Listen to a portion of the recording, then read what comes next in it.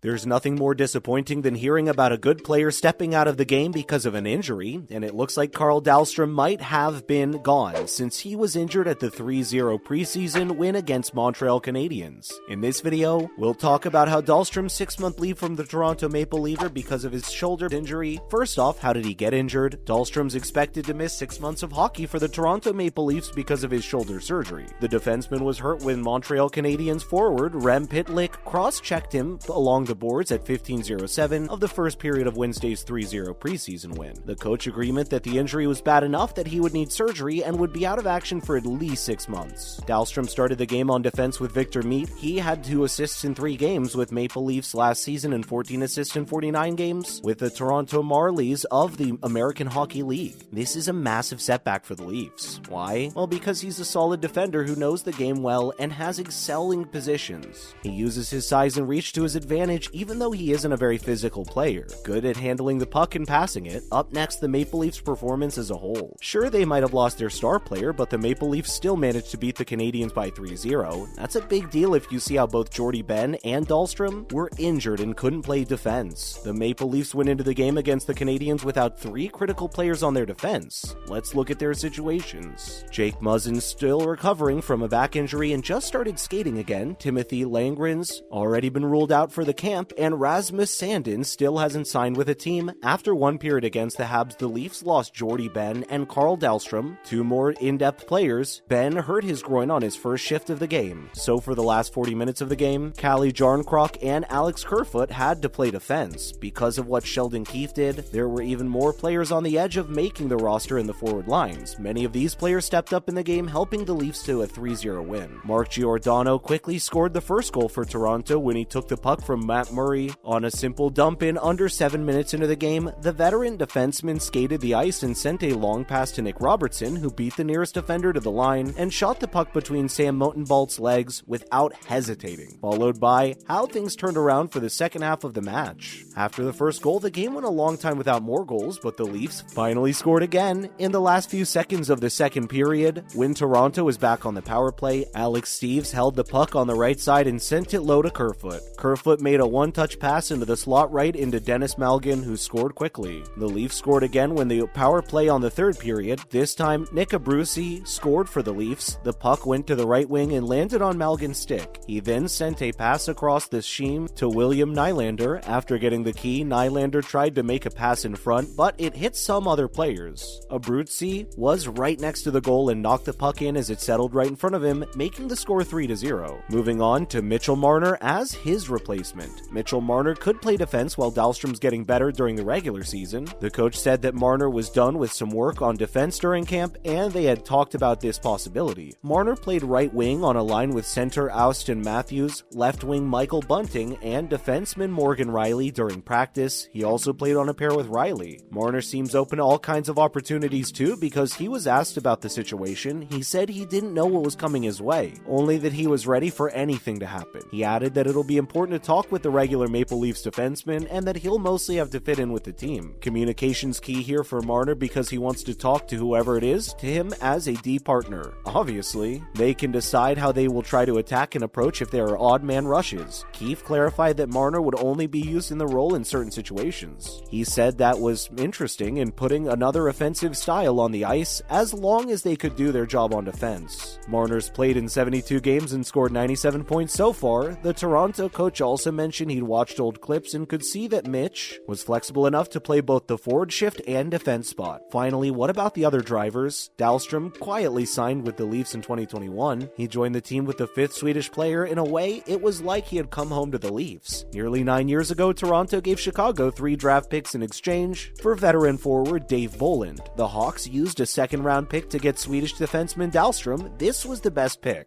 Bolland was always hurt, so he didn't stay long. On the other hand, Dahlstrom broke his hand and foot and only played 64 NHL games for Chicago and Winnipeg. Last year, he signed to the Leafs. No one noticed because he'd been playing behind young prospects like Timothy Lengren and the more experienced Alex Biega. We can only hope he'll come back on his feet in no time. Now for some other related news you might have missed out on, starting with how Canadian ice hockey players are being asked to leave Russia. It looks like Canadians playing hockey in the Continental Hockey League, teams in Russia and Belarus have been asked to explain explain themselves and told they need to leave.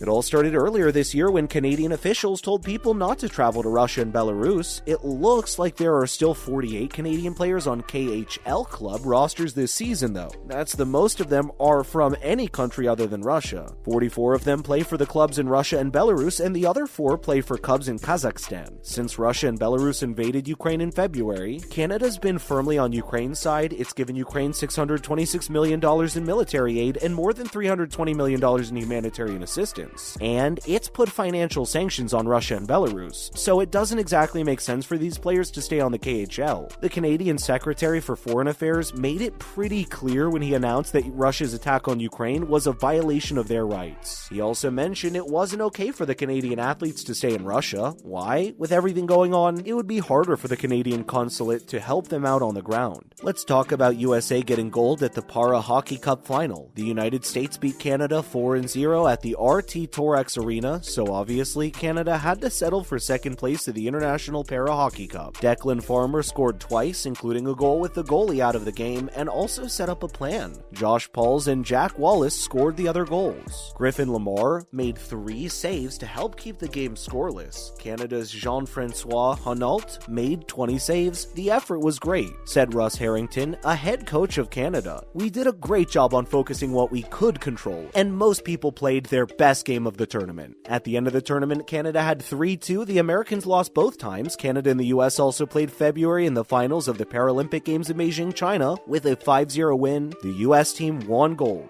Lastly, the Royal Canadian Mint celebrated the 1972 Hockey Summit, the Royal Canadian Mint promoting its new limited circulation $2 coin, honoring the 1972 Summit Series with McCann Montreal campaign full of life and energy. The agency's been helping the Crown Corporation use commemorative coins to connect with the new generation of Canadians by bringing Canadian heritage moments from the past to life in a timely and modern way. To celebrate the new Summit Series coin, McCann made a 15-second video that brings back the fun and colorful hockey culture of 1972. The video starts with a live-action shot of the new coin at center ice, then a world of superimposed illustrations takes the viewer on a fast-paced skate through the athleticism of the 1972 game and a unity of the country and the impact on a new generation of younger hockey players today. The spot's modern blend of real-world and animation design follows a change in how the Mint's been sharing its platform this year. And that's a wrap for this video, my friends. Did the multiple defenseman injuries sadden you? Are you hoping Dahlstrom will be back in action sooner than later? Let us know in the comments below. Make sure to give this video a thumbs up and subscribe to our channel for more videos just like it. Thank you so much for watching. We'll see you in the next one.